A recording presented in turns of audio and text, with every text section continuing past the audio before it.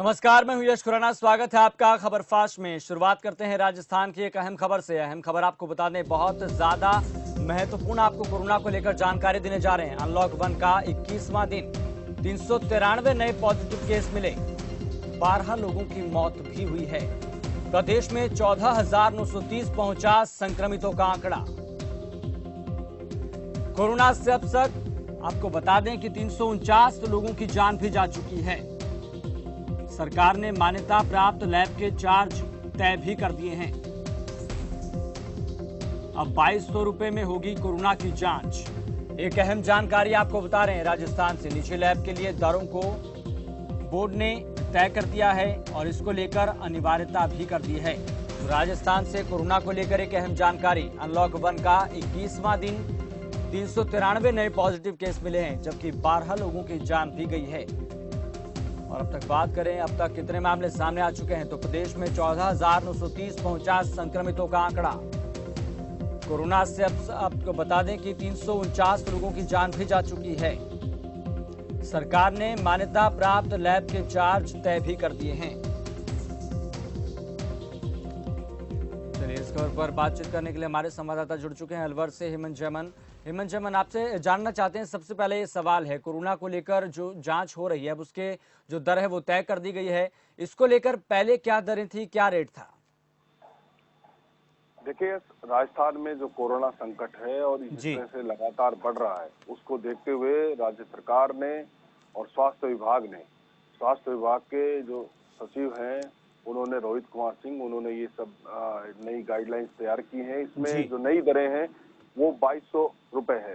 चाहे किसी कोई लैब, निजी लैब हो या वो वहीं पे टेस्ट करे या फिर उसके घर जाकर के सैंपल लेकर आए, जो उसका रेट है वो 2200 है। और ऐसे में उनको पूरा का पूरा अपनी लैब के सामने सब चीज स्पष्ट करनी पड़ेगी। दूसरी बात, आपने पूछा कि कितनी रेट थी पहले, जी। तो ये करीब 4400 रुपए के आसपास की रेट थी।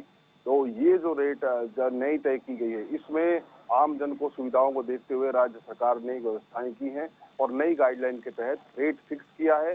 चाहे लैब वहीं पे सैंपल करे या फिर कहीं से भी लेकर का आए, रेट 2200 रुपए रहेगा। जी। हेमंत, एक महत्वपूर्ण सवाल ये है कि आखिरकार कई प्रदेशों से ये खबरें भी सामने आई है और ये पूरा प्रदेश और पूरा देश का एक प्रत्येक व्यक्ति भी जानता है कि आखिरकार इस कोरोना काल में निजी अस्पताल कितना फायदा उठा रहे हैं। इसको लेकर बात सुप्रीम कोर्ट में भी गई थी, लेकिन ऐसे में क्या ऐसी खबरें सामने आ रही है अलवर से या फिर राजस्थान से कि निजी अस्पताल हैं, इस चीज़ का फायदा उठा रहे हैं, मनमानी के अनुसार अब पैसा वसूल रहे हैं? अब तक ऐसी कितनी खबरें आ चुकी हैं और इसको लेकर सरकार क्या रणनीति के तहत काम कर रही है या फिर एक्शन लिया है कितनों पर? देखिए, ये सबसे बड़ी बात मैं बताऊं, कोरोना वायरस की आशंका ही एक बहुत बड़ी बात है। जी। और खास तौर पर प्राइवेट अस्पताल किसी भी मरीज को लेने से पहले बहुत सारी चीजें कर रहे हैं। उन्हें शंका है कि कहीं यदि कोई कोरोना पॉजिटिव उनके अस्पताल में एंट्री होता है तो उनके लिए भी मुश्किलें खड़ी होने वाली है। ऐसी स्थिति में अक्सर जो प्राइवेट अस्पताल है, कोरोना पॉजिटिव को लेने से इनकार करते हैं। और जो व्यवस्थाएं राज्य सरकार के द्वारा की गई हैं, उन जी। नई व्यवस्थाओं में नए प्राइवेट हॉस्पिटल्स को जोड़ा गया है, बड़े प्राइवेट हॉस्पिटल्स को जोड़ा गया है, वहां पे बेड की संख्या को काउंट किया गया सरकारी आंकड़ों के हिसाब से, और पूरा एक डेकोरम तैयार किया गया जिला स्तर पर प्रत्येक जिले में। और राज्य सरकार लगातार, स्वास्थ्य मंत्री रघु शर्मा स्वयं इसकी मॉनिटरिंग कर रहे हैं और जो भी निचले स्तर के अधिकारी हैं उन सबसे बातचीत की जा रही है।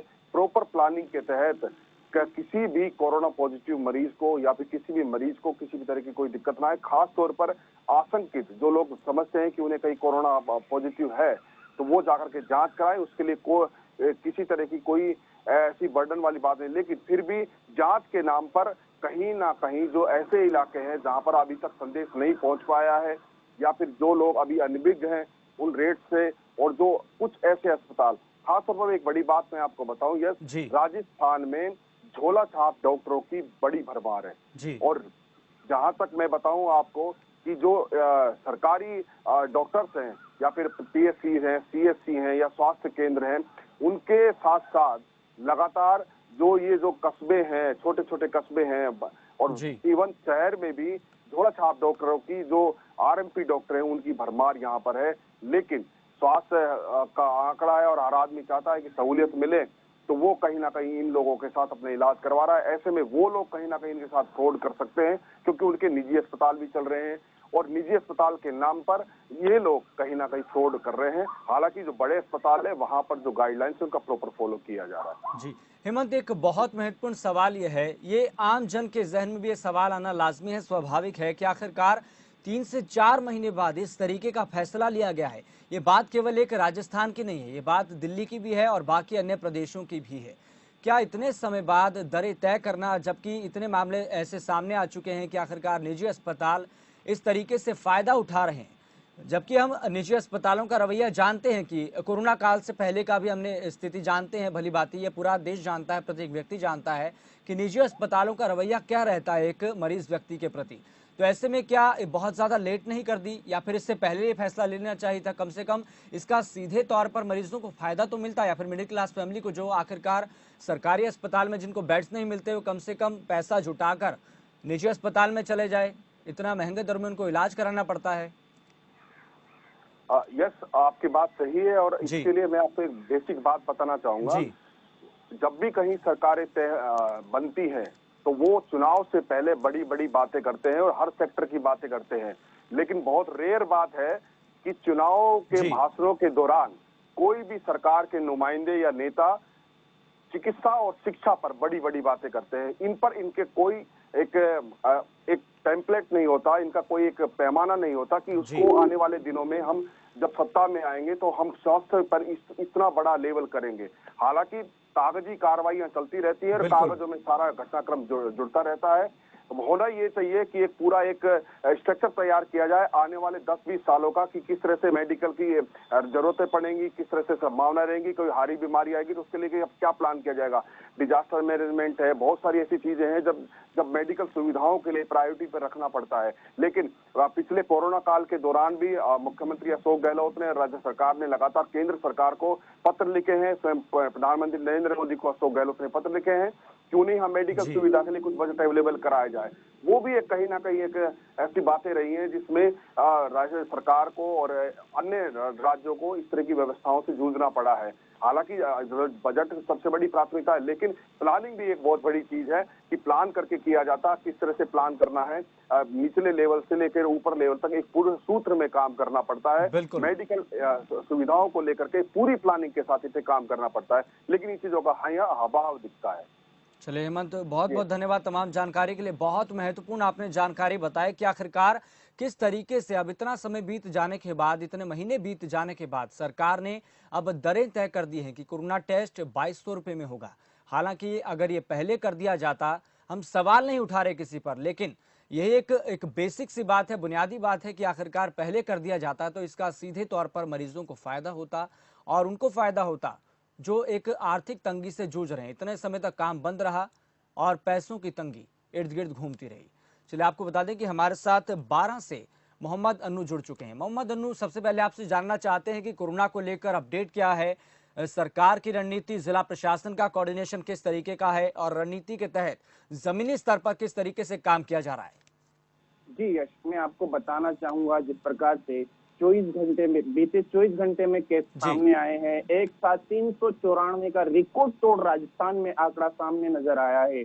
वहीं हम बात करें कल की, तो कल एक साथ 12 मौतें भी हुई है।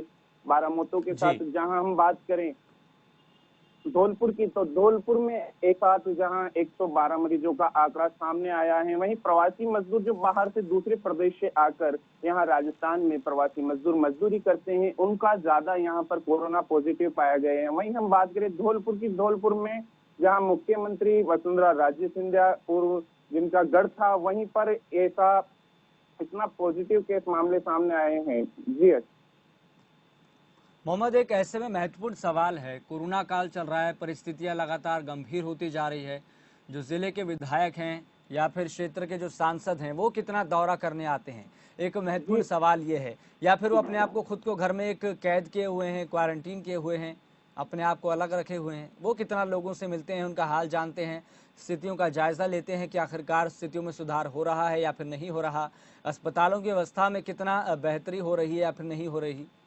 जी, हम आपको बताएं, क्षेत्रीय विधायक, क्षेत्रीय मंत्री, जैसे कि यहाँ पर खनन मंत्री प्रमोद जैन भाया है, यहाँ पर वो अपने आप को खुद एक क्वारंटाइन करे हुए हैं, घर में छुपे हैं। आम जनता उनकी तलाश करती है, लेकिन आम जनता को वो नहीं मिल पाते हैं। यहाँ पर सवाल एक, हम 12 की बात करें तो 12 में जहाँ कोरोना पॉजिटिव मरीज 62 पाए गए थे, वहीं पर आंकड़ा यहाँ पर 58 नेगेटिव मरीज सामने हो गए हैं क्लियर, और 4 लोगों की यहाँ मौत हो गई। कोरोना संक्रमण से 12 जिला बिल्कुल मुक्त हो चुका है। हम जिला प्रशासन को धन्यवाद देना चाहेंगे यश, कि यहाँ पर जो जिला प्रशासन की कार्यशैली रही है वो बहुत ही एक सराहनीय है। और दूसरी बात हम आपको बता देंगे कि यहाँ 12 जिले में कोरोना बम पे बम फूटे जा रहे थे, एकदम विस्फोट हुआ था यहाँ पर कोरोना संक्रमित मरीजों का, लेकिन यहाँ पर एकदम स्थिति सामान्य हो चुकी है। अब ना तो यहाँ कोरोना मरीज है, यहाँ पर आम जनता साहस ऐसा ले पा रही है, आम जनता घूम रही है, लेकिन यहाँ सोशल डिस्टेंसिंग की बिल्कुल पालना नहीं की जा रही है यश। और नेताओं को अपने घर में क्वारंटाइन, जनता से उनको कोई मतलब नहीं है यश, जनता से उनको कोई मतलब नहीं है। जनता भाड़ में जाए चाहे मर जाए, कुछ हो, उनको कोई मतलब नहीं है। आगे राजनेता राजनीति पे अपने उतारू हो जाते, लेकिन उनको कुछ मतलब नहीं है जनता से। यहाँ के क्षेत्रीय विधायक पानाचंद जी मेघवाल वो भी आगे नहीं आते, बस अपने अनावरण, अपने कार्यों को संबोधन करके, भीड़ों को एकत्रित करके, कोई मतलब नहीं उनको, वो अपने घरों पर दुबक के बैठे हुए हैं।